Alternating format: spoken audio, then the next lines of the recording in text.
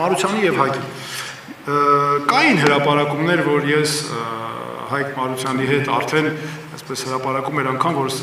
վերջ ստեղծել ենք կուսակցություն։ Ես ասեմ ձեզ, որ ես Հայկ Մարությանին վերջին անգամ տեսել եմ 2020 թվականի սեպտեմբերի 21-ի պաշտոնական արարողությունների ժամանակ, եւ ես մարդու իրավունքների պաշտպանն էի, ինքը Երևանի քաղաքապետն էր։ Այսինքն մենք ներողություն 2019-ն էր երևի թե ներողություն։ Այսինքն մենք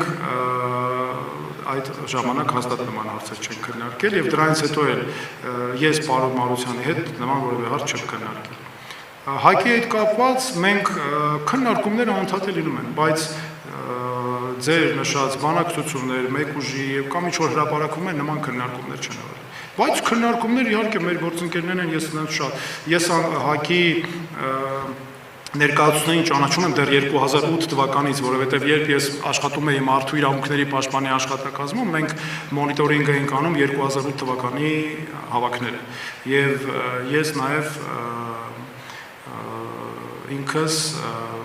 կազմում էի այն ժամանակ Հայաստանի մարդու իրավունքների պաշտպանի զեկույցները եւ շատ մանրամասն մոնիտորինգ եմ արել, զեկույցներ էինք ներկայացնում մեր հիշատակը վար լինի Վահե Ստեփանյանին, ով աշխատակազմի ղեկավարն էր մարդու իրավունքների պաշտպանի եւ մարտի 1-ի գործով փաստահավաք խմբի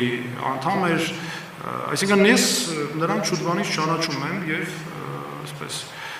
մեր հասարակությունը այնպեսին է, որ նման բաները մենք պետք է խրախուսենք, որ մարդիկ իրար ճանաչեն, շփվեն, երկխոսություն լինի, ես քիչ առաջ իմ ելույթում հենց խոսում էի այդ մասին։